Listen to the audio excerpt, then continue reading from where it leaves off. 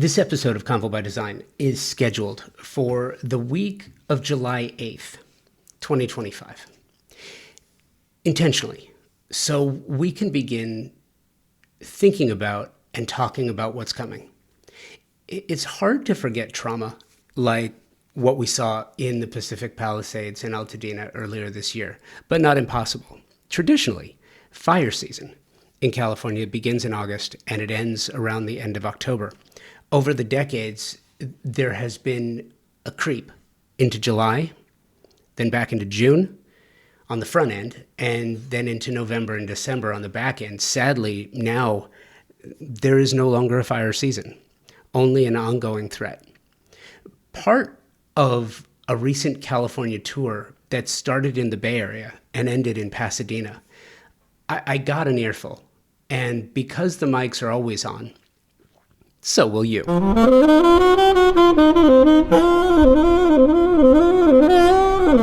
In this special episode, you're going to hear from an extraordinary panel of amazing creatives. This conversation in its entirety on one that explores the very real and immediate design challenges and opportunities facing architects, builders, designers, landscape architects, manufacturers when creating residential projects in fire-prone areas. Also, which as a map is growing exponentially.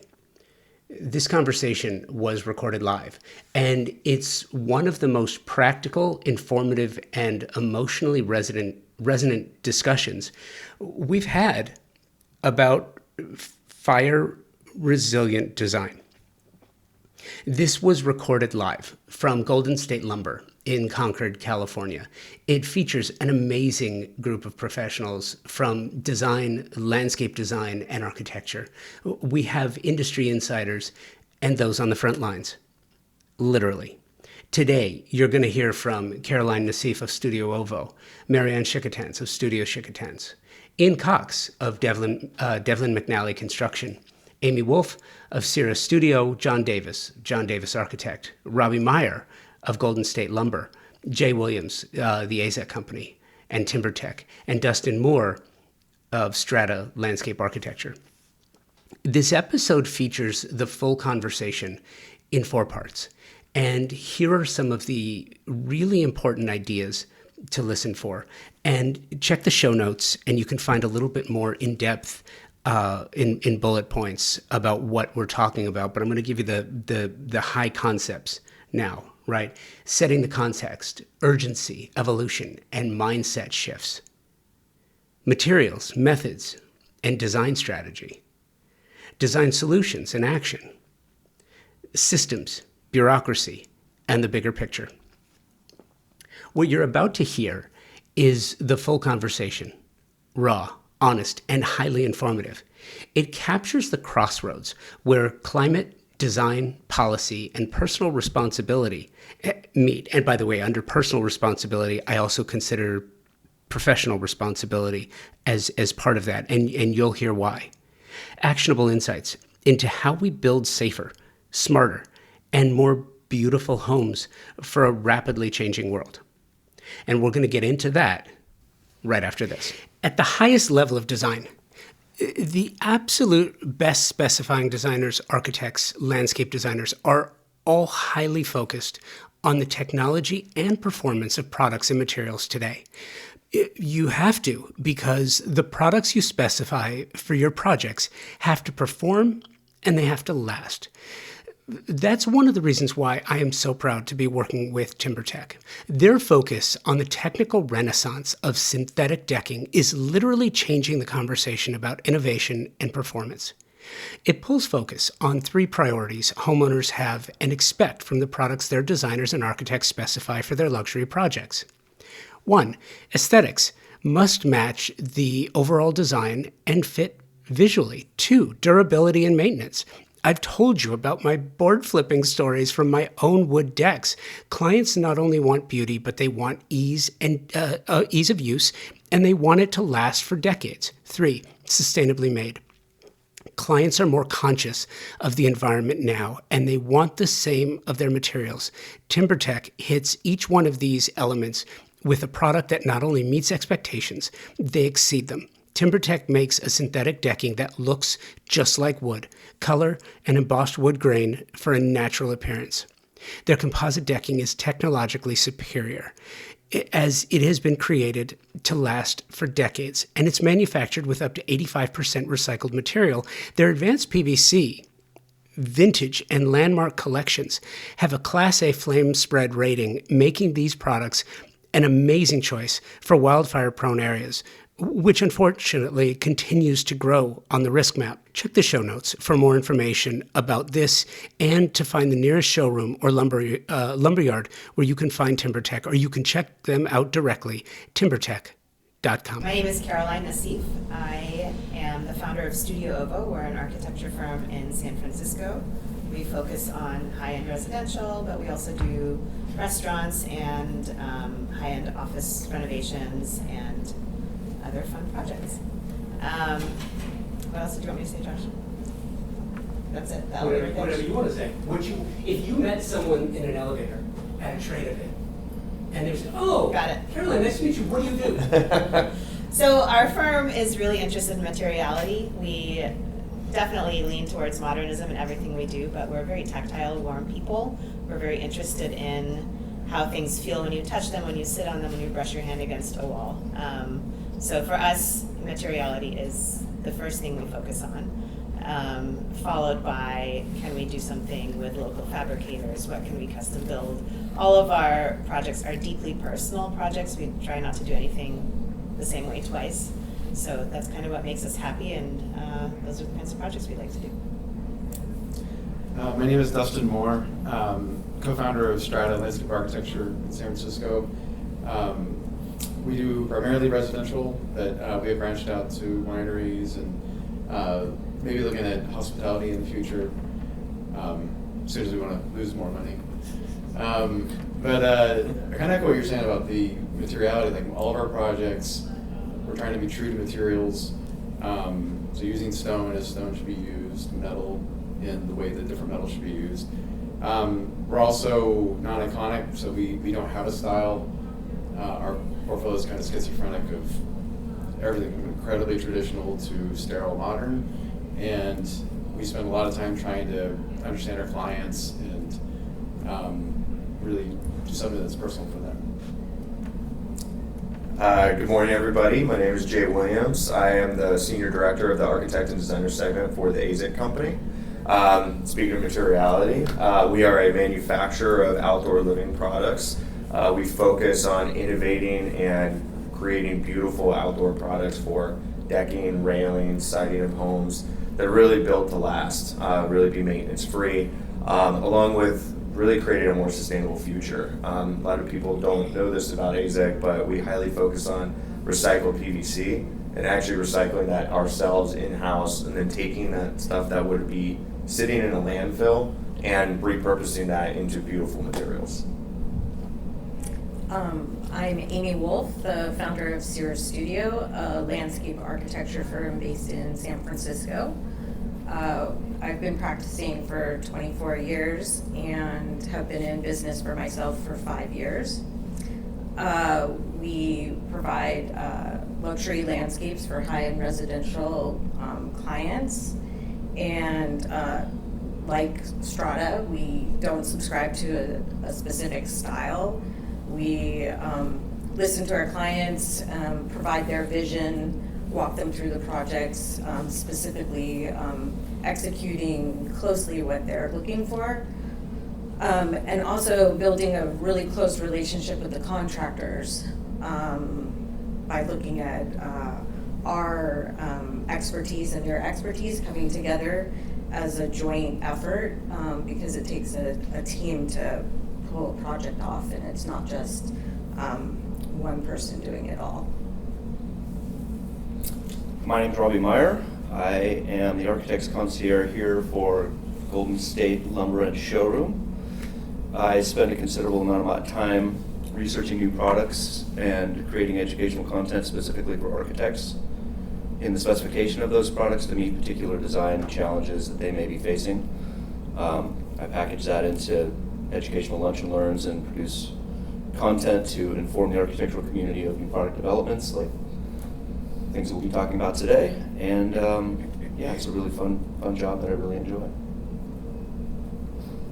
I'm Marianne Schicketanz. I'm the founder of Studio Schicketanz. We're located in Carmel. We're an architecture and interior design firm. We are residential architects, and we're early adopters of sustainable practices. A long time ago, we did the first LEED certified homes in Carmel and Big Sur, sort of in our area. While most of our work is high-end residential, we really pride ourselves for serving a wider population and try to balance it with also more low-cost or very economic projects. So we have been lately experimenting with manufactured housing to also serve not only the high-end residential market. Getting into ideally carbon zero projects is sort of our next ambition, although we haven't got very far on that. It's a very complex issue. Yeah, and we are dealing a lot with building in fire zones. So that's the topic of today. My name's John Davis. I'm an architect. My business is called John Davis Architect. I'm based in San Francisco, but I do projects kind of all over California. My focus is primarily high-end residential. I do single-family houses, remodels, and new construction. My business is highly personal. My office is just me, and so I do every aspect of every project, from real estate decision-making all the way through move-in, and coordinate with every consultant and do every drawing on the project. And so I think a lot about authenticity and soulfulness on my projects. I make sure that I'm building projects that are someone's home, not someone's house, and develop highly personal relationships with each client. Because my office is just me, I only take on 2 or 3 projects at a time. They're usually quite complex, and integrate the homeowner's desires, the homeowner's style, who the rest of the team is, the interior designer, landscape architect, contractor, and try to pull all of that together into a unified and integrated project. Hi, my name is Ian Cox. I'm with Devlin McNally Construction. I'm the senior project manager for the company. Been with them for about over 10 years now. We primarily focus on high-end residential. We're based out of San Francisco, but we build a lot in Napa, Sonoma as well, and down in South Bay. We pride ourselves on having a really good process that involves developing a team with the owner, with the architect, designers, and working every week to facilitate the design intent at the highest possible level we can. We do everything from building mock-ups to test ideas and see how creative our subcontractors can get, and we're trying to constantly push the envelope for building better products at building design intent, and also doing it at a budget that our clients can afford and at a timeline that makes sense. This is an open-ended conversation, so there are no Q&As here, so don't feel like you have to raise your hand or jump in. This is a conversation, not a Q&A. I will launch out with this. I would love to know, individually, what hardening the enclosure means to you, what it means to the business, and how your firm approaches that idea.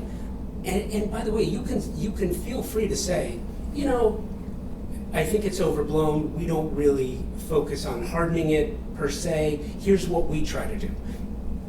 That's great. This is really to gain your perspective, and it's like I said, open-ended. So please, this is a conversation, not a Q&A.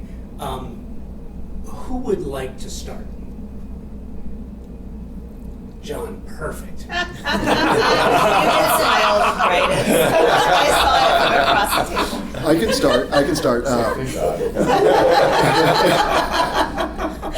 I come at it from a little bit of a different perspective. I think we're in a situation. Each of my clients over the last 3 months has come to me and asked me, what do we do? Now that we've seen wildfires through LA, that's hit home a lot more than some of the wildfires in more rural areas. And so clients ask me on current projects, what can we do to harden the envelope? And when we think about fire protection in residential buildings, the general concept of it is not to save the structure. The idea of fire protection is to give people more time to get out. And I think what we're seeing right now is a lot of people are afraid of what happens to their investment. They're afraid of what happens to the insurance industry if they're going to pull out of California. And I go through the conversation with every client and I think about it myself. I don't know that there is a way to create a fireproof building. I have clients who live in wooden houses with wooden exteriors. We talk about what we can do, and we can rip off all the siding. We can put in, underlayments that are more fireproof. We can put materials back on the building that are less susceptible to fire than wood is. All of those things in a wildfire scenario don't stop a fire. They maybe give you another hour. Maybe they give you more time for the firefighters to get to you, but the idea is not to save the building. And we could, on a new house, we could build a concrete house. It's not going to burn, but it's got doors and windows, and those are going to burn, and everything inside the house is going to burn. And from an insurance perspective, that's still probably a total loss. And so the question becomes, what's the value? What's the likelihood? And is it worth going down this road? I think because what I try to focus on with my work is a sense of authenticity and a sense of developing home and a sense of building buildings that people connect with on a personal level. It's hard to tell them if something terrible happens, to let it all go. I think that's a really tough conversation to have.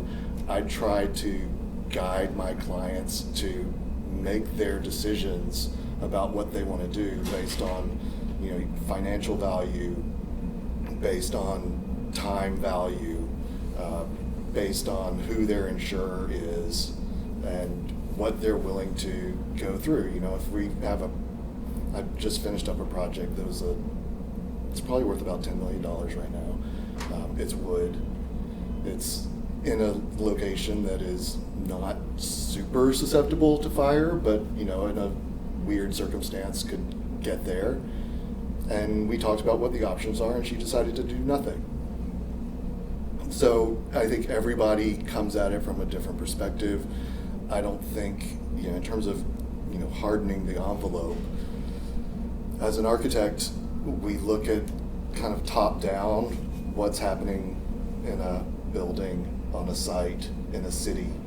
And the best thing to do is to not have fire start. That's a state level conversation that we can vote, but that's about all we can do. The next thing you need to do is, if there is a fire coming, keep it away. That comes down to site planning, landscape design. I love bougainvillea over my garage doors. It's a terrible idea right now. And so, we have to start having those conversations, and every client is different, every site is different, every project is different. I don't make any decisions for my clients, but I do my best to guide them to make the decision that's best for them. I agree with a lot of what you're saying there, but the Palisades fire was a structure fire that jumped from house to house to house until it got to one that wouldn't burn, and then it burned around it to the next one. And I think that if we put fire fortification in construction front and center, and I'll preface this by saying that I genuinely believe that architecture is the solution to the wildfire problem, the most effective solution, because I don't think policy, politics, or bureaucracy is going to result in anything significant in change quickly. But what we can do quickly is architects like you have the capacity to kind of nudge the material perspective forward. Yeah, there are things I won't do anymore. You know, I don't do a ventilated attic anymore. I don't Right. do a ventilated crawl space anymore. Yeah. If there's an opportunity to do an underlayment under a roof Yes. or behind wood siding, Yes. we take that opportunity. There's great products coming into the marketplace in order to fortify homes in that Yeah, in that I think regard. I think the architecture world is going to become, as it has over the years. You know, you look at what happened to hurricanes in Florida, Sure. and the building codes and the building processes and the requirements all changed pretty drastically. And I think that's going to happen in the architecture world too. I think there are things that we can, you know, I think it's also important to look at historical context. There are reasons buildings in California look the way they look. Yep. There's a reason that, you know, this wooden house that I'm talking about shouldn't really be there. You know, it looks like it belongs on the East Coast. Yep. And there's a reason buildings are stucco. There's a reason there are clay tile roofs. All of those things contribute to what a house means. They contribute to why it belongs where it is. And I think we can look at building techniques historically that probably perform better in these scenarios. And we can look at what's happening with modern technology, how we build, and you know, I think all of those things have to move the ball forward. What I was talking about is kind of big picture. It's still going to burn if there's unless you get lucky. Agreed. Well, I'd like to offer a little more optimistic perspective, if I may. So it's all doom and gloom. So I really think that water is the key.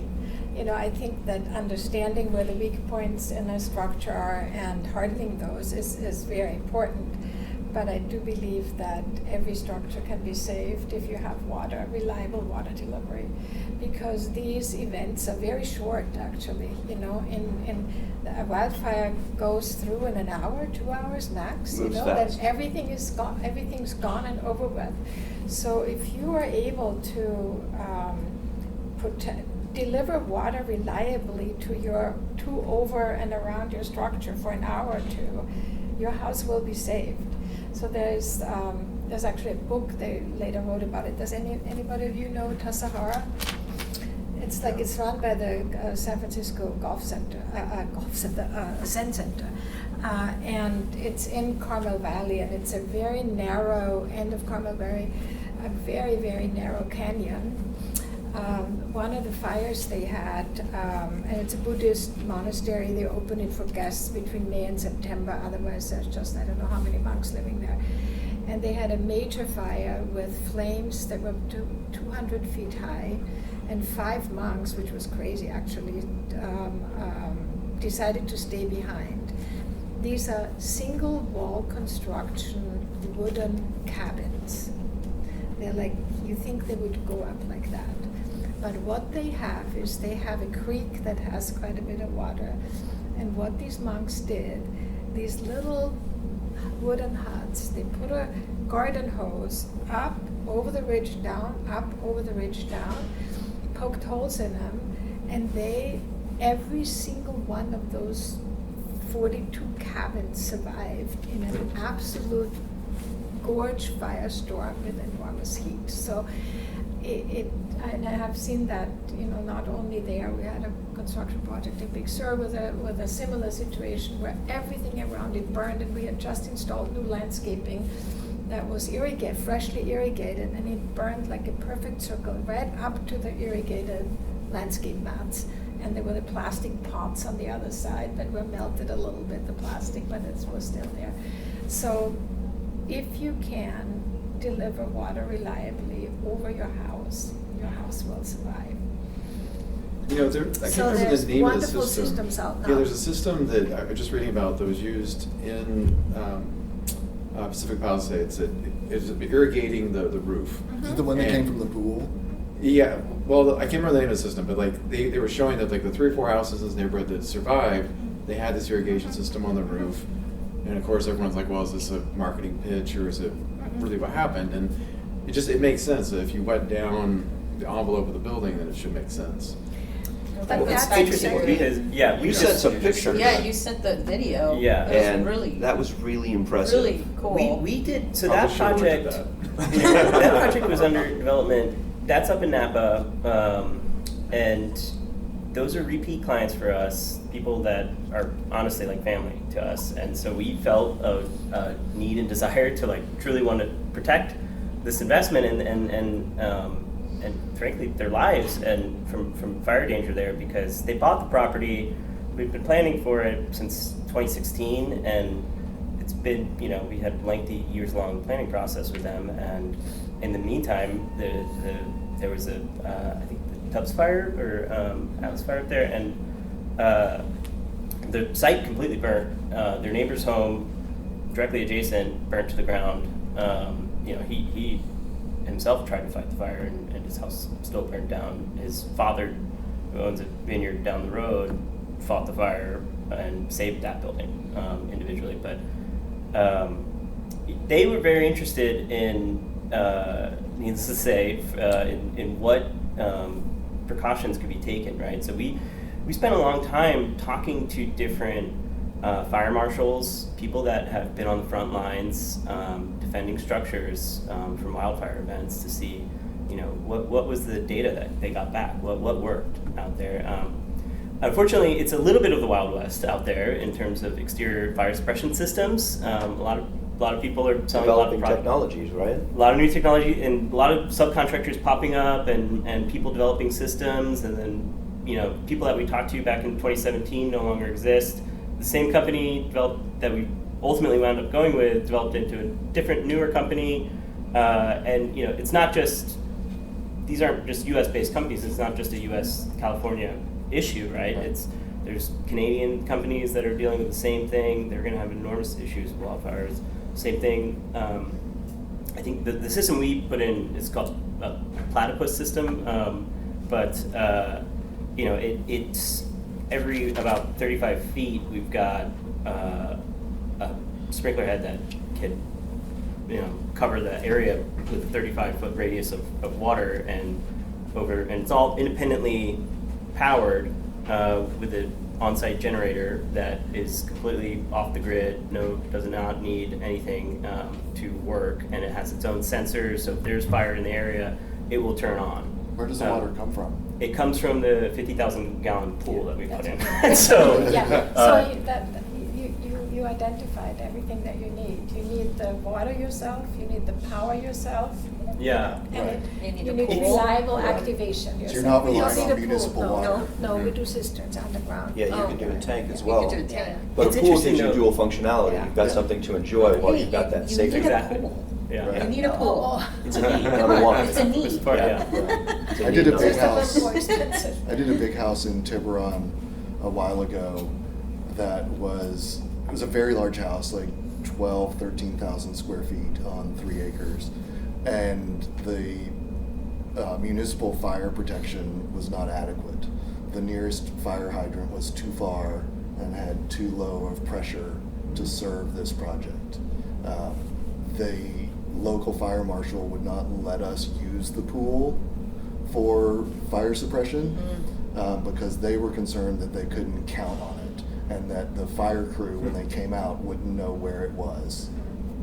We were also on a private road that had 3 other homeowners on it, and so the private road was an easement, and the other homeowners fought our project because they didn't want to tear up the private road to put in a new fire suppression line and a new hydrant.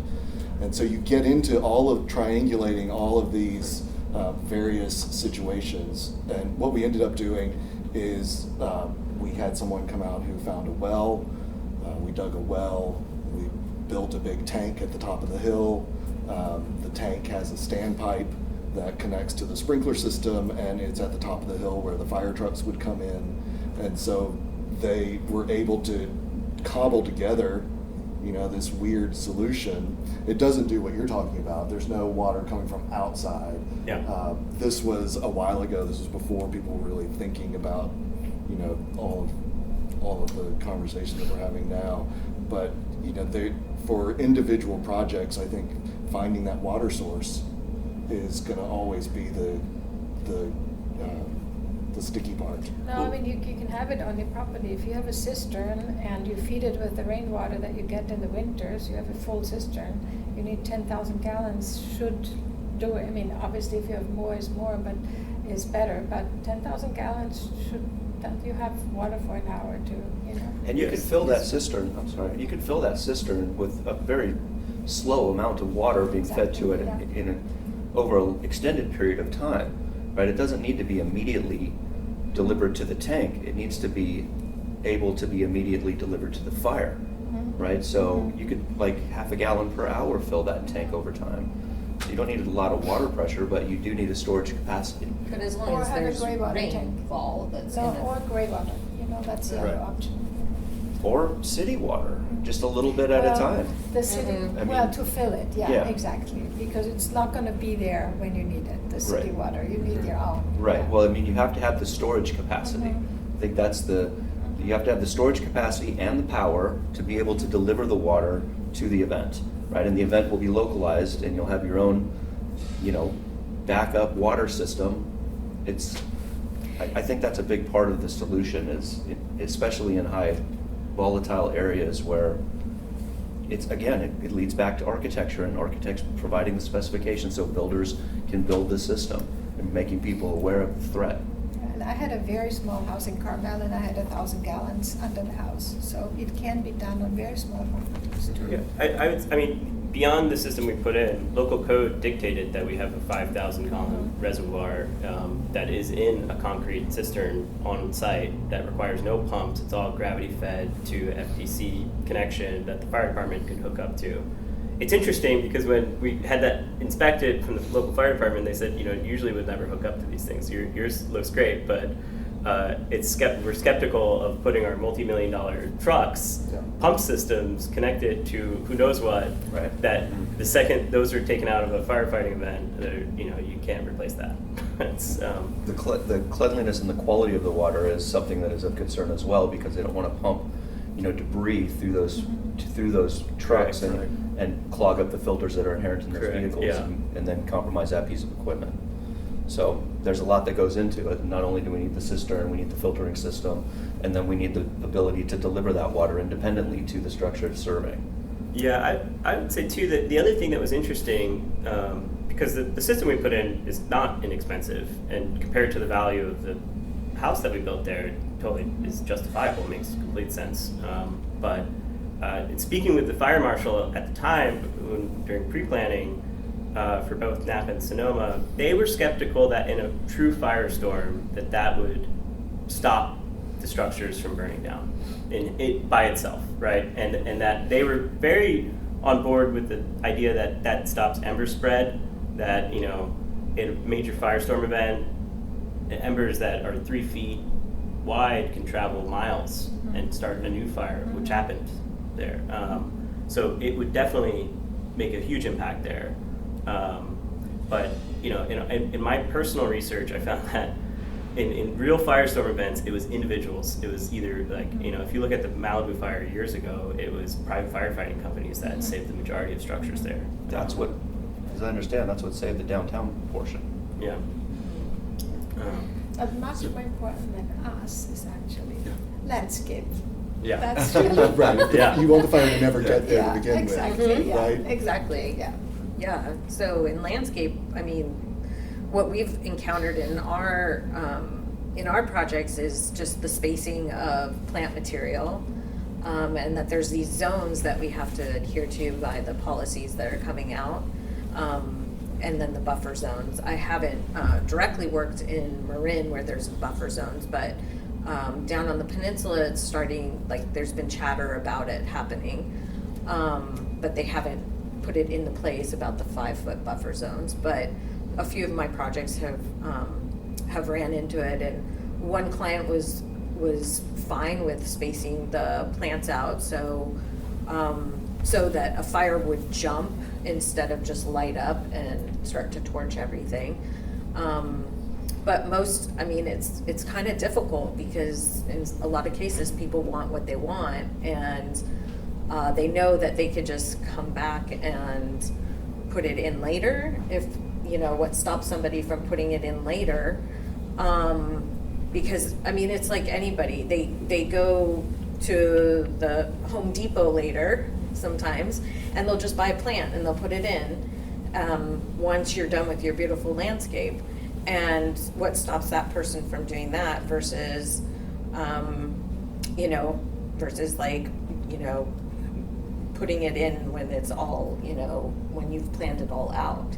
So no one's stopping someone from purchasing another plant from, a local garden store or something.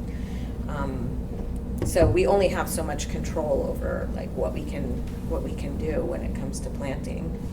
Well, I think insurance companies and local fire departments, at least in our area, have gotten much stricter. They have. With actually local control. So we have a yearly inspection of our fire departments because they don't want to risk their own lives by people doing silly things. True. So, and I think insurance companies also will have much more controls in place. So if you don't adhere and you want to have your bougainville, you're on your own. True. With your insurance, you will not be insured if you're not in compliance. So this is an amazing conversation. Am I right? And you are going to hear the rest of it right after this. The most important word in the design industry today is service. Product, incredibly important. Price, important. Selection, incredibly important. But stellar service is the premier idea that can make all the difference in the success of any project. This is how design professionals like you demand great service for your projects.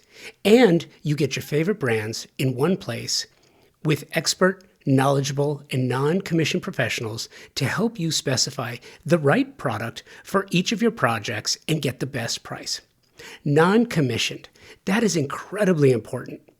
And at Pacific Sales Kitchen and Home, a Best Buy company, that means their only incentive is your satisfaction. Pacific Sales Kitchen and Home, a Best Buy company, has just that with over 60 years of service in Southern California. Pacific Sales is your destination for exploration, advice, inspiration, all the best brands, great prices, the best in the industry when it comes to service, and it's reliable. You know that you are going to get predictable results, reliable results every time. And now you have the Pacific Sales Kitchen and Home team to help you with their Pro Rewards program, which is a trade program unlike any you've ever experienced before. Earn 3% in Best Buy e-gift cards or 2.5% in a reward check for every qualified and delivered sale, in addition to special trade pricing, exclusive offers, access to exclusive special events, and so much more that I can't even begin to try and list it all here. And here's the cherry on top. Access to exclusive builder trade incentives from top brands and the stellar service you deserve from a company that has been serving the industry for over 60 years. Now, terms and conditions apply to the Pro Rewards program and builder trade incentives. So visit a Pacific Sales expert at a showroom today for full details and learn how you can unlock additional savings and benefits. Don't miss out on the opportunity to work with the best of the best. Visit Pacific Sales Kitchen and Home today and elevate your projects to new heights. The Design Hardware Showroom is a space where specifiers can go and find an incredible selection of high-end faucets, luxury tile, natural stone, wood floors, and bespoke hardware, and so much more. Select products are presented in a holistic manner, strategically arranged to stimulate creativity and transition your vision from the conceptual stage to a fully realized space. You will find everything you're looking for, even the products by brands you didn't know you didn't know. Surprise and delight. Am I right? All under one roof on 3rd Street in Los Angeles, just up the street from the Grove. Conveniently located, free parking available. Stop by to find inspiration, collect samples, get expert advice, and tackle everything on your specification list all in one place. Visit them online at designhardware.com, at Design Hardware and Flooring on the socials, or in the real world, 6053 West 3rd Street in Los Angeles. Story about that, actually, if I can interject. I live here locally in Pleasant Hill, and I'm from the woods. I grew up in the woods, and I like trees. And I bought my property specifically because it had mature oaks on it, and I built my house on that property. And for 15 years, I've been insured by AAA and homeowners insurance, car insurance. And last November, I got a letter from them informing me that they would not be renewing my homeowner's policy because I've got trees on my property that are overhanging my roof. Now, my house is very fire fortified. It's completely stucco. It's got a clay tile roof. I do have open vents because I built it 15 years ago, but I will be changing those out at some point. But the moral of my story that I'm getting to now is those trees are hanging over my roof. They're kind of, have grown over the 15 years, and to a point to where I'd like to take one or two of them out anyway as they start to threaten the foundation a bit. So I go to the city to get a permit and do the right thing, because you need a permit to take down a tree in my city. I go to get the permit and show them the letter from the insurance company. I say, hey, I've got this letter from my insurance company. I've got to take down these trees. They said, well, we're sorry, Mr. Meyer, but those trees are protected by city ordinance. Those are valley oaks. They're over 14 inches tall. You can't take those trees down. And so this brings up a point that I've been making very frequently in my conversations with architects and my lunch and learns and whatnot, that again, it comes back to architecture. But bureaucracy, well-intentioned bureaucracy, is now overlapping to a point to where it's getting in the way of the solution, right? And we're in this environment now where one bureaucratic entity is competing with another bureaucratic entity to keep us from developing a solution that's really challenging. That will change, because I believe cities are being sued. Yes. And all you have to do these days is threaten them with a lawsuit that you lose your insurance, they're responsible. Yes. They will change that too. Their ordinances really quickly. I agree with that, but it will take time. And I also agree with the fact that we're going to see more and more regulation coming from the insurance companies and the fire department. My family's from Truckee, again, grew up in the woods. And they have a fire marshal or a fire inspector that comes through every year and tells them what they need to do to be in compliance with their fire code, clearing back the brush and doing this and that. And I think we're going to see that spread, to more municipalities locally. But additionally, in order to get that new insurance that I lost in November, I had to endure an insurance inspection where they sent an inspector out to take a look at my property and determine the level of risk, to determine the level of value, to determine the cost of my new policy. So we're going to see a lot more of that developing in the future. I agree with you. We had something similar in Ross, where the Ross planning department, they protect an oak at all cost. And I support it. Like, I don't want to take out an oak. Reasonably, right? And we had a project where I think we had like 110 oaks on this property, and the fire department came out and said, you need to take out half of them. Because their rules, they want 20 feet of separation, canopy to canopy. Mm-hmm. And this was a forest, like it was just blocked in. And it hurt my soul, like the idea of taking out that many oaks that are at least 100 years old. Right. And it also hurt my soul that I had to deal with a planning department that wouldn't let us take it out, and a fire department that said you had to take them out. Right. So I invited them for a meeting and got to watch them argue. And it was kind of amazing that I didn't have to be in the middle of it. Yeah. I got to watch them duke it out, and the fire department won. And so we ended up coming through, really opening up that site and making it safer. But I mean, that part of Marin, like, it is forest. It's like, a canopy. Like, Completely. it's gonna take generations to open that up and make it more fire safe. But then again, it's the same thing. Like the fire department, they're like, we can't risk our lives knowing that this site, like, it's just gonna burn. Like, Right. and there's so much fuel in that kind of forest. Like, you're not slowing that fire down. Right. Well, if you can mitigate the fuel Yeah. by thinning out those trees, and more importantly, clearing up the debris, the deadfall on the ground, if you can mitigate that fuel, you can control the fire. Right. Prescriptive burning is something that's been that the Aborigines in Australia do regularly, and we used to do in forests here until the environmental blossoming took all of the inventory out of the equation, which took away the funding for the management of the forest. If we were utilizing, and we're starting to, CAL FIRE is now starting to again bring prescriptive burning back into the equation, but if you let a fire burn along the forest floor in a controlled manner and not ignite the canopy, it can be very controlled and it can be very safe. And it's something that I think we need to really kind of be looking at more of. And again, it comes to the landscape architecture in the same manner. When a fire approaches a property, if we have layers of fire defense incorporated into that landscape design, we can slow its approach to the structure, because once it gets to a structure, if that structure is combustible, that fire reaches a level of intensity that cannot be managed. That's when things get out of control. When the canopy gets ignited, that's when its own wind can be generated, and things just really start to take off from there. So if we start at the base of it and get rid of that fuel, right, in these open spaces, I think that is a significant contributor to the solution. But also just defensible areas, like it's been in the guidelines for a long time, but it wasn't enforced. Right. Now it's enforced in most cities, where you have to have separation canopy, no trees within X amount of feet of it's supposed to be 30 feet of the building. Wow. Just so you have that separation. Right. And it goes against everything we're taught in planting design. Like, how do you break down the scale of a building? Like, big trees close to it. Right.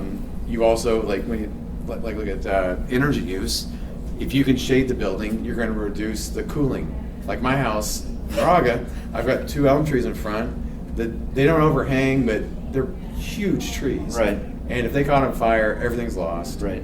But I save probably $5,000 a year in my energy costs because it's naturally cooling down our house instead of just AC. Well, there's balance there. There's something that has to be struck that is based around common sense, because we all like trees. Humans like to be around trees. We like the value of shade, right? It gets hot here, and shade is something that's one of the primary reasons we have trees. And I built my house up under the trees to take advantage of that. And now, 15 years later, I'm dealing with a situation where it's compromising my ability to insure the property and to keep it safe. So there's got to be some common sense brought into the equation that meets all of these needs without creating the threat that could develop by leaning one way towards something. I mean, that does lead us to how do we build assemblies that are better at insulating the home? And like, if we're not going to have a tree shading it, what are we going to do? Well, I was thinking in lead up to this conversation, the problems that we're talking about here aren't new No. today, right? Yeah. Humanity has dealt with fires on structures. I feel like they're since new. We built them, right? It's not new. It's not new, and our industry is actually like fairly well prepared to deal with it, Yeah. in the sense that we're building residential. Well, we are building residential type 5 construction. If we built type 1 construction in these areas, you would probably save a lot of structures. Now that is completely impractical for a lot of different reasons, but it's not to say that cannot be done, right? And Right. or type 2 construction, even and I'm curious, like from the designer and architecture perspective, like how has that thought process like changed your specification books and what your conversations you're having with homeowners about like what materials and how a structure looks in fire zones? It's interesting. I just toured a house in Austin that was, it's by, Lake Plato did it in conjunction with this 3D printing concrete business that is brand new. And it's beautiful. I mean, they were trying to really outdo what this technology is capable of. And so it curves in multiple directions and it's gorgeous. But then I was asking my friend who worked on that project, do you think this is practical for a place like Los Angeles? Can we bring this technology in? And she's like, well, it would be if Los Angeles was flat. I was talking Because this robot is humongous. I had dinner with a builder in LA last week, and she does a lot of work in the Palisades. Yeah. Or did prior to. And she knows the area really well, and her whole thought process was like, we're going to have 10,000 houses all being built kind of simultaneously, and the Palisades has one main road in and out. How do you get all the concrete trucks in? Right. Just to build traditional foundations. And there's going to be this huge logistical situation where people have to figure out, how if you're going to build out of concrete or ICF, which is essentially concrete with styrofoam and plastic on it. I think as an architect, we have the conversation with the homeowner early on about what it means to your house, what it's going to look like. I love the idea of super thick walls architecturally. Mm-hmm. I just think it could be so cool in a modern house, in a Spanish house, in I'm never going to tell a client they should build a modern farmhouse in California. Hopefully this is a opportunity for us to stop doing that. Right, but like, so as an architect, it's really, really interesting. As a client, they don't necessarily get the technology. It's up to us to explain to them, it's going to be cool to do a project that it's going to have all of these different characteristics that you're not necessarily used to. To Dustin's point, it could be really cool physically, right? It's colder, which could be really great in a hot environment. There are architectural opportunities in a modern house with big, giant, thick walls with a lot of glass, and like that's super cool. There are all these different directions it can go. A lot of what I do is trying to unearth what a particular client's idea of home is and what's going to feel authentic to them. And I think that's the trickiest part, because people in what I do usually is dream house stuff, right? This is the house. They're going to do it once. They're never going to do it again. And they've been thinking about this house their entire life. They say that. But not once did they think about making it fireproof. No, they didn't, exactly. But, in their mind, they weren't thinking it's this super cool, swoopy concrete thing. It doesn't have to be swoopy, but, it could be square, whatever. No, it but, can't. But I just wonder how that how do you seismically get goes them where- to come to that Yeah, point? I mean, it's reinforced. It's not just, Okay. Because I've seen it. It just looks like the goo, and it's like, where's the rebar? I mean, you where's should see the? how they have to where's- connect windows to that goo. It's crazy. True. Right. There's runway with that. I mean, it's a developing technology that's got some merit, especially Yeah. when it comes to speed and expediting construction timelines. But But again, what does to it your mean, point, right? When Yeah. this is a house that somebody's going to raise their family in. nobody's dreaming about building a fire fortified home. Like Right. that is not, they're looking at framing the expansive view of the property that they own for this. Actually, Well, I mean, some of those are- everybody in the Palisades. I'm I sure was they are. just there on a job on Monday in the Palisades, and everybody there. is that the is thinking driver about though? that. Of course they're Right thinking now, about it should be the Right now, driver. it Right should now, be. it should be the driver. Right now, everybody's thinking about it. Even I'm thinking about it, and I'm not building anything. Right? I'm thinking about how can I Yeah. help to educate people on the materials and products and processes that can help to provide that solution without compromising the dream house aspect of it. Right? And I think that's really where the juxtaposition of all of this conversation really happens. Right? We all need to be thinking in the capacity of being able to provide that aesthetic that everybody wants, but with the materials that will provide the durability and the protection that is so essential to protecting not just that one structure, but the community that surrounds it. Yeah. Right. I mean, we were talking about how this is not new. I was talking to Josh about shushugiban as a material, for instance. I mean, this is Already burned. A fantastic 17th material. century Japanese techniques for Absolutely. hardening the envelope, That's quote right. unquote. Mhm. They're basically burning cedar, That's right. and Yep. it creates a much more fireproof. There are structures standing in Tokyo today that are 100 years old that have endured several fires that have been treated with shushugiban. Yeah. That is a very simple, ancient principle that is very effective at slowing. It won't stop, but it will slow the spread of fire. And if clients are really averse to the black look, I mean, there are a zillion different thermally treated woods out there right now that we, as ingenious humans that we are, have Yes. created and refined. And so the options are much wider to us than just the scaly black burned The look. materials are moving very quickly towards this. There's a wide palette of materials that can help fortify a house against fire while still meeting a designer aesthetic. And I mean, I've got a whole lunch and learn that's specifically around all of those products. But we're also seeing development in certain synthetics that are going to provide advantages, and that's kind of where that's you guys exactly are what we're coming in doing. with the AZEC and TimberTech products. They really, they're providing a level of durability and beauty, and that those two things are now coming together to kind of help to address these concerns while still, again, meeting that dream house aesthetic that you guys are all designing around. But The other thing I'm finding clients being really specific about these days is their energy bill. And maybe we're just lucky to have very pragmatic clients, but they're always concerned about how can we electrify my home? How can I decrease my dependence on fossil fuels? And these are things that our clients across the political spectrum care about because they're seeing the future. They're not myopic about this home that they're spending a lot of money on as an investment for future generations. And so then it leads us to conversations we've never really had with clients in detail before, like about external insulation. Like the number of my clients now that know what 1-inch rigid insulation is has has increased by 100%. So I think that we're now having conversations we've never had before that also tie into this idea of hardening the envelope.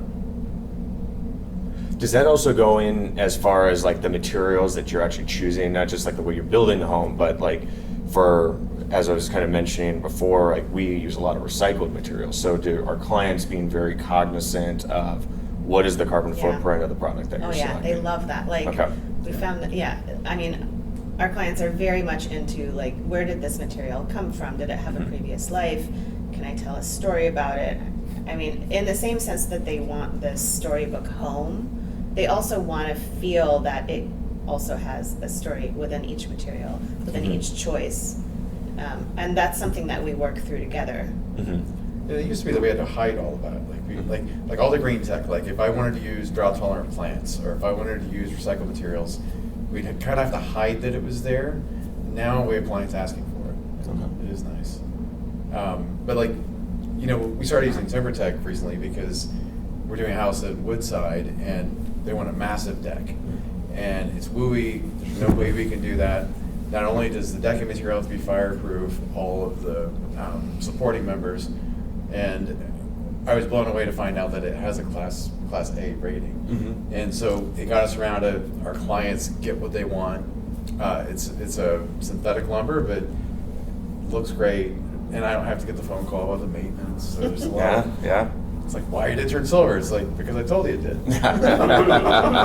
Absolutely. Well, I mean, that's an area that we invest so heavily on, right? Like you're talking about materiality and the way that you focus in your designs. And for us, we look at so much of like, what does lumber do? How does it perform? Like, how do we also try to bridge the gap between what a lot of perception around composites are, and then try to further that immensely, right? There's a lot of benefits to a material being a PVC material, actually, from a longevity perspective, the fire performance perspective. And that used to be a bad word, right? Yeah, like exactly. You could never say PVC anywhere. Yeah. It was sort of like MSG before we realized that it was all made up. Yeah, absolutely.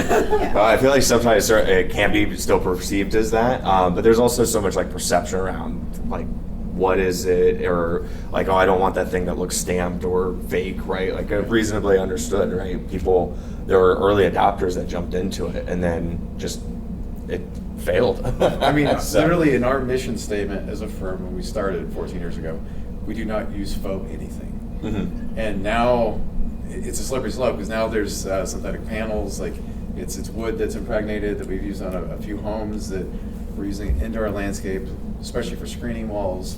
A lot of it's because we don't have joints with it. So like if we have like pool equipment or things that make noise that we have to abate, I can put that paneling on, and I don't have to come in with acoustic panels on top of that to meet the code. And it's not fireproof, but it's pretty close. Like it's going to take a lot to burn. I thought it was quite interesting when you started off and talked about just clients' perception around, fire resiliency, and it's not like necessarily fireproof in your home, but like it's you're trying to make the home harden in a way that it makes it last longer, right? How has that been for your clients in understanding that as a concept? It varies. I think my clients are typically very specific about what their desires are and what they want, and I'm usually quite specific about what I think is appropriate and what's not appropriate. I'm agnostic about natural materials versus manufactured materials. My whole thing is that I want to make sure whatever the material is, it looks like what it is. I don't like artificial materials or synthetic materials that are mimicking a natural material. I want it to be what it is. In a lot of cases, I can use a material, if we're doing a traditional house that's got paint on it. If you paint it by hand with a brush that has a heavy brush stroke, then that looks different than if you paint it with a sprayer. And in some cases, it doesn't matter as much what the substrate is, because you're looking at a painted finish and you're looking at a hand-done result. And so for certain clients, they like the idea of a more durable, material for trim around their house, on their eaves, or whatever. But I make sure that we paint it by hand. We don't do anything that's integrally colored. So everything that I'm trying to do is get up to a place that feels authentic, both in how it's made, where it exists in the world, and who it belongs to. And so all of those things that we're talking about come and go depending on every client. Some clients are going to look at something and say, you know what, I get it, great idea, don't want to do it.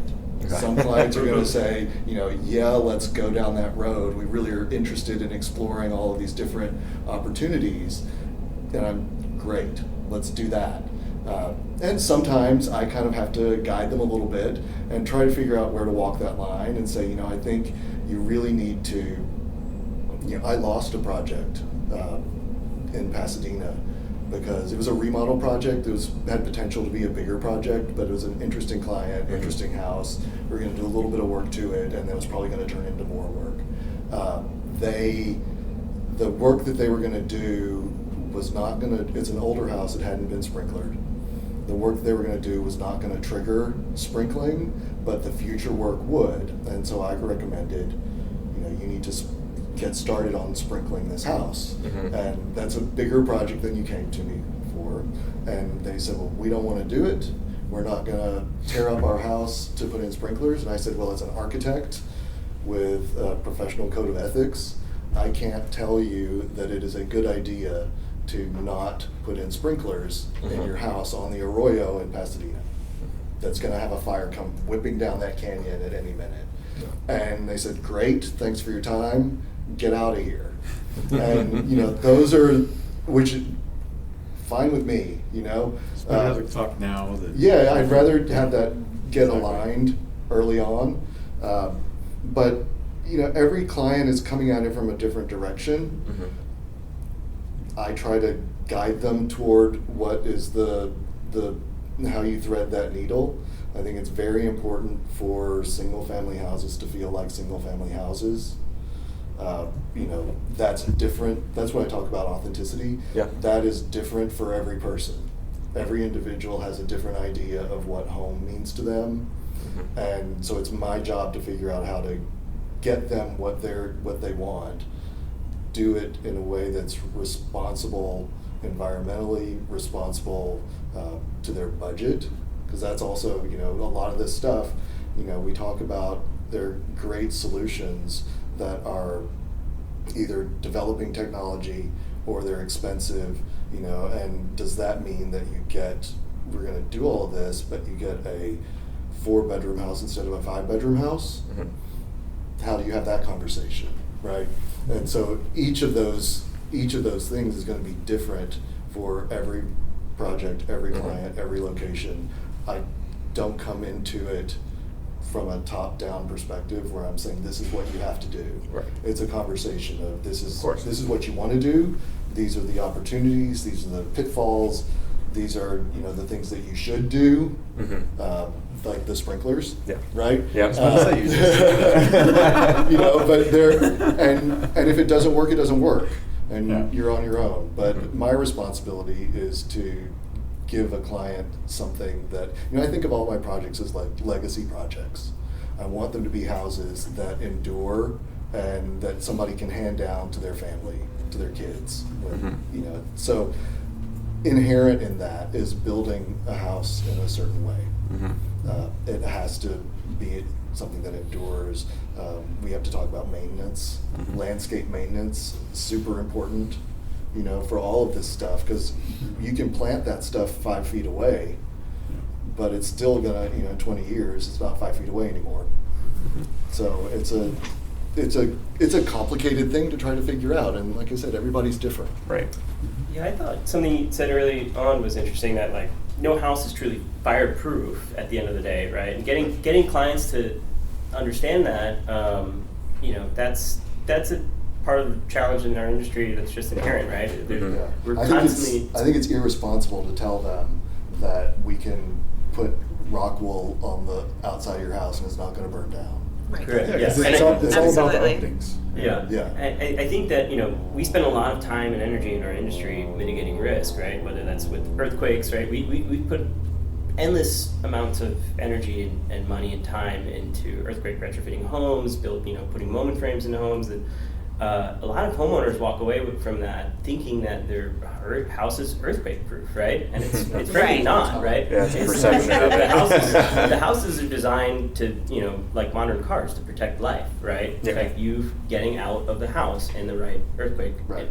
environment. And it's the same thing with fire mitigation. You know, I have a good friend whose house burned to the ground in the Altadena fire, and you know, he's working with a group of architects there, trying to develop, you know, pre-approved plans for the different houses in Altadena as part of something they're calling like the Foothill Catalog. And you know, they're going to obviously build to WUI standards and with separation in mind, no open screens into the house, covered gutters, Class A material. But my friend thinks this house will be fireproof at the end of it. I'm like telling him, you know, your house could still burn. You know, Yeah. there's a lot of things that you still need to consider moving forward, rebuilding in this area. Yeah. But Yeah, as a manufacturer, I mean, that runs us a lot of risk too. Of like, you know, we've got products of different types of classes of fire ratings, and professionals like yourselves understand what those mean. But we've had to go out and actually film videos to show people like this is actually what this means compared to this. So, and some of the discussions have been very interesting to say, oh wow, I didn't realize that that's what that meant. But it's part of that perception, to your point, of like how can we as a greater, not just like a manufacturer, show what our products do, but also just an education around that. well, you guys must do a lot of testing on your products, right? So, incredible amount. Could you explain to us too, like what, you know, if a house is just built with standard cedar wood and is exposed to fire versus with a Class A ASIC product, like what's the actual material difference going to be for a family? Material, well, so one being a PVC product, right? Like PVC itself has really inherent characteristics that lend itself to be better performance in not only just fire, but also like moisture, right? Like you're not going to absorb water, any of that kind of swell, rot, mold, bugs, all that kind of stuff. It's great from that perspective. But then because of it being PVC as well, it actually slows down. Like it's ignition resistant as well. It's also self-extinguishing too. So, for instance, we actually just released a video of taking like a burner underneath it, showing what would normally happen if you have a deck and a fire underneath, which would be, you know, certainly the worst case scenario in that. And a PVC product like ours actually just stops burning once that fire goes away. And looking at something like a Class B or a Class C, it actually continues to burn. So when you look at other composites out there that will have like wood flour and other organic material and that kind of stuff, that's an additional fuel source. So that keeps it going.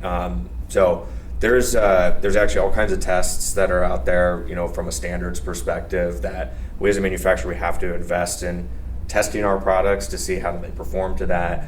We go back to the drawing board as well on times where we formulate something and it doesn't perform how we expect it to, in order to continue to you know, reach those high standards. So further too, you look at other materials in our portfolio for things. So we actually have an aluminum subframing system for decking. So, you know, oftentimes you put a deck board on something that's 30, 50 years, it's going to last. But then you're still putting regular timber underneath it, right? So inherently a problem with that. But then you use a material like aluminum that's non-combustible, right? That even further strengthens the home and the performance from a fire perspective. But it's something that having those types of standards, it allows us to perform to it, and then it allows people to make better, more educated decisions when selecting those materials. It's funny, I keep coming back to a comment you made earlier, John, about a whole neighborhood of concrete boxes. And it's like, I wonder if that movie, The Brutalist, would actually make that more presentable, or if it would feel as cold as it sounds. I mean, now I'm also imagining like There are all 3D kinds printed, of like- memes about how architects feel about brutalism. Dustin. It's like if everyone just loved board form and Core 10, it would be great. Like, Well, I love all those things. yeah.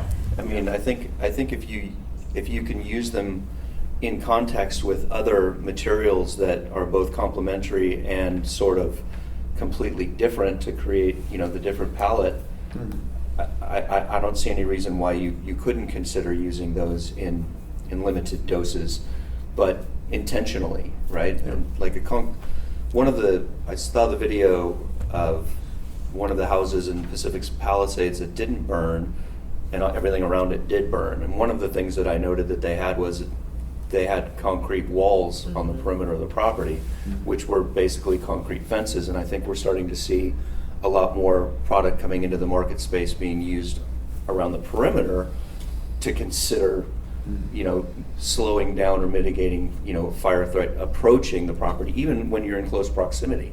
Yeah. Right, a fire that burns up to something that won't burn will obviously not start fire, right?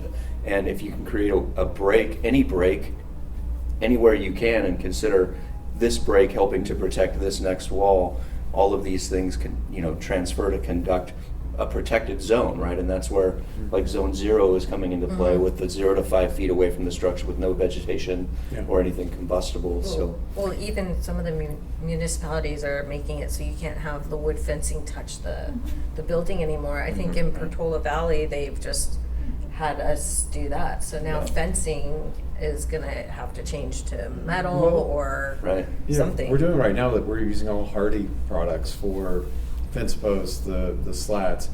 Once it's painted, I wish John was here for this, because like if once you see it painted, it looks like a wood fence from a distance. But it's concrete. Like, that's a project you guys should look into, Jay. Yeah. Well, we're seeing that some of the deck manufacturers, starting to consider lumber for fences as well, and a lot of metal fencing is coming into the marketplace in order to meet the same kind of aesthetic. But fiber cement is another compound that is really of high value in this conversation. So these are old style fires that burn slowly towards through the forest. These are not firestorms Right. like we will probably see more and more of. And that was scary. Yeah. You look at the videos of the Palisades. Oh, That we trim it's so quaint how we trim our trees up to 8 or 10 feet, but they had palm trees where the palm 30 feet in the air Looked like was a burning. blowtorch. The canopy Yeah. was burned. So I think we have to harden for some different situations than this old-fashioned fire that's burning along the ground. Well, in all aspects, right? We've got to consider all scenarios. Well, something we were talking about before we started this was like just forest management. Yes. And like how do you get the state to be better with that? Like to go into like where I live in Moraga, like if you go into any of the creeks, like it's just loaded with fuel. Loaded. And how do you get to a point where we start doing that? It has to be cleared out first, and then you could do controlled burns afterwards. But Right. if you try to do a controlled burn now, like you're really at risk of that getting away. And You do a controlled burn now, it would be out of control quickly. Exactly. Because of the amount of deadfall and fuel that lays on the forest floor in any regional or state park, right? There's just, I think that's where bureaucracy has to come into play. There has to be funding and resources to put people on the ground to clear out that deadfall, and then better management. And I mean, it's a tough conversation, and where's the money come from? Where's the funding for all this? And they're going to turn around and come right back to the public and say, oh, well, we'll have to put this rider on building permits in order to fund this, and then that money's going to be dissipated away and mismanaged, as much of it has been. I think that if we don't get control of the funds that are directed towards specific things like this, then I think that's the first thing we need to do, is get more control over the funding towards these types of projects and make sure that those monies go towards that, because people vote on these things because they want these protections, and they get this vote passed, and that money is available for a minute, and then it gets dispersed elsewhere and to other needs, I would say, but not directly towards what it was voted for. So I think that's the first place, is we've got to get the funding to get the people on the ground to be able to clear those spaces and provide that service, to provide that protection. I feel like we've talked a lot about like new projects that are coming. I mean, how many of you are getting existing clients coming back to you and saying, okay, I need to rethink of like what we did to the exterior of our home? Well, A lot, yeah. Yeah, there's a lot of talk about it. That's And- awesome. Like they're like, remember that tree you planted close to my house? We need to take it out. Okay. We need to do something. And it's the insurance thing. Like Yeah. insurance companies coming in saying you can't have the tree there. You can't have what you're saying, Amy. Like you can't have shrubs right up against the building. Like, what do we do now? And Yeah. I mean, there's two things I was thinking about earlier. So I feel like the insurance companies are probably going to end up leading the charge when it comes to management. Like, so how do we get these entire geographic areas safer? And I have a feeling they're probably going to, either they're going to have lobbyists that help do it, or they're just going to start dropping people. Like, we have a project in Sonoma. We designed it 2 or 3 years ago. They put it on hold for a little bit, and now they want to do it, and no insurance company will give them insurance. And so instead of saying, okay, we're just going to do defensible areas like prescribed in the code, we're going to put a 15 to 20 foot moat of gravel around it. And our client came to us and she's like, well, this is what we're going to do. And at first I was like, this is going to be awful. Like, I don't know how we could possibly make this feel like a home. And so we did a little bit of a pivot, and now it's a little bit more Mediterranean. We're looking at precedent images of chateaus that have a moat of gravel around them, and how do you make that not feel so ostentatious and like formal, and how do you bring that down to a scale? And so we're finding ways of breaking up the paving with planting beds that are high water, plants that hold water so they're not going to burn. But like all of this is because they can't get insurance now in this house. Right. We got to make it fireproof. That's the obstacle, and then you've got bureaucracy keeping you from providing the solution that will allow you to get the insurance, like is my case with the trees. Yeah. But I think that's where, again, architecture comes back into play, because you can take that gravel moat around the property and creatively manipulate it, and sporadically change the textures in order to create something that is beautiful and inhabitable, right? And as of yesterday, I'm excited about the project. we presented it, and I was like, this is going to be cool. Like, going into that meeting, I was like, I can't believe we're doing this.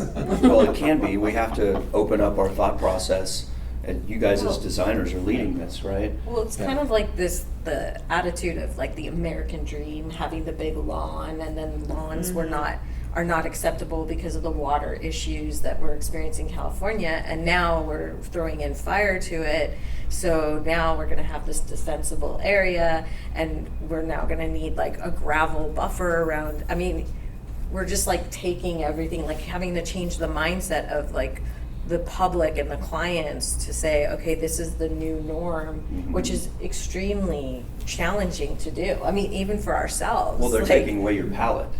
Thank you. Yes. Right, they're taking away bits and pieces, and they're It's like saying, you have these things that are completely contrasting one another. With you need high water use plants so they don't burn. Yeah, Right? totally. And you can't use water because Right. you don't want to be using water. And Yeah. like finding those plants that kind of bridge the gap, which like Marin and Sonoma counties both have lavender on the fire safe list. Mhm. I understand how it's possible. Like understanding that plant is full of oil and it should be a torch. I hope not. It's around my house. I hope not too. Yes. But yeah, it's and like with the Sonoma job, like not only are we doing a lot of gravel, but we're bringing in lawn closer to the building, so it's a little bit bigger lawn than we wanted. And as long as it's mowed and irrigated, Yeah. it's fire safe. Like Sure. it's not going to burn. That's a green plant that won't Yeah. ignite, right? But As then- long as it's healthy. But then you're going and like with lawn, that's a high water use. So then Right. you have to like balance Yeah. that out with like the water efficiency. Yeah. The water efficiency ordinance. So you're battling these two things, Yeah. one for the other. again, my original point with bureaucracy getting in the way. You know, we want water conservation, but no, we need water to keep these plants green and healthy and alive, right? So now, oh no, we need this water for fire suppression, right? So it all comes back to, I think, water. It is. It's really water is really the key. Well, I think there's one more big component that we haven't really talked about, and I don't know how to solve it. But the question for individual homeowners when they are buying a piece of property to build a house on is whether they should. And I'm not trying to put me and everybody in this room out of business, but there's an argument to be made. If you're deciding between 2 or 3 different pieces of property, pick the one that's not in the woods, right? That's not something that any of us can have any control over. Sometimes clients come to me and I help them shop for property. In that case, this is not something I would have thought about a few years ago, but now I think I would think about, look at which one of these properties is really going to be the most maintainable in the long term. We talk about managed retreat, I think they're calling it. Should they be moving away? I did a project with Dustin actually on the bay, and they couldn't get flood insurance. And they limit how much you can do to remodel any of those existing houses because they're trying to get you to say this is no longer valuable to me to be in this place. And from a big picture global standpoint, yeah, there's a lot that architects can do and interior designers can do and landscape architects can do. I think there's also a lot of things that real estate agents can do that they aren't doing. I think there are a lot of things that homeowners can do that they aren't doing because a lot of deciding to build a house is emotional. And there comes a point where you're going to have to say, is the risk of living in this place that I love and is my dream worth it? And I think people, if you're making those decisions, you should keep that in mind. Well, it's like most of the dreamy places have some risk, whether it's earthquakes or fire. I grew up in tornado country. Same here. And, everybody. I understand there, why anyone lives there. Yeah, I don't either. I don't either. And nobody where I grew up has tornado shelters. Okay, so We all have. from the one guy here who still lives in tornado country, I'm gonna put a cap on that one because we're gonna have a 3-hour conversation and go down the route of compatibility. And I am cognizant of everybody's time. I'm usually spot on. Yeah. I'm 3 minutes over. Good. Thanks, John, for bringing it up. No, but in all seriousness, that's a great subject that I will bring up in the future. And I will credit you for that. And it's moving. So now instead of being over Oklahoma, Kansas, it's shifted mostly over Missouri, going into Kentucky and Tennessee. Because, we had 3 tornadoes fly by us when I was growing up. Yeah. Luckily, we had a shelter, and Yeah, my parents got hit. There was one a month ago that was 10 miles away, moving at 55 miles an hour. So that was the full conversation on designing and building for fire resilience, an important and timely topic that continues to evolve as our climate policies and expectations shift. Thank you to this amazing group. And by the way, if you check our Instagram, Convo By Design with an X, you can see a little bit more about each of the individuals who participated, what they do and how they do it. Thank you to this amazing group, Marianne, Amy, Caroline, Jay, Ian, Robbie, John, and Dustin. I want to thank Golden State Lumber for creating a fantastic space for us to have this conversation. And thank you to my partner sponsors who help make this show possible. Pacific Sales, Kitchen and Home, a Best Buy company, TimberTech, the AZEK company, and Design Hardware. Thank you for listening, subscribing, and sharing the show with your colleagues, family, friends who you think might enjoy it. Your support means everything to me, and it helps grow this conversation across the design community and across the country. So make sure you're subscribing to Convo by Design so you never miss an episode. By subscribing, each episode comes directly to your feed. We have more incredible guests, ideas, and conversations coming your way, so you don't want to miss it. And also, please keep those emails coming. You can reach me directly, convobydesign@outlook.com, and be part of the conversation on Instagram at convobydesign with an X. This is a complex issue, and one that requires both deeper thought and immediate action. I want to thank every one of our experts and our expert guests, easy for me to say, for their time, collaboration, and support. And if you found this episode valuable, like I said, please share it and subscribe so you don't miss what's next. We'll continue bringing you the people, ideas, and innovation pushing the design world forward. Until next time, stay curious, resilient, focused, and rise above the chaos.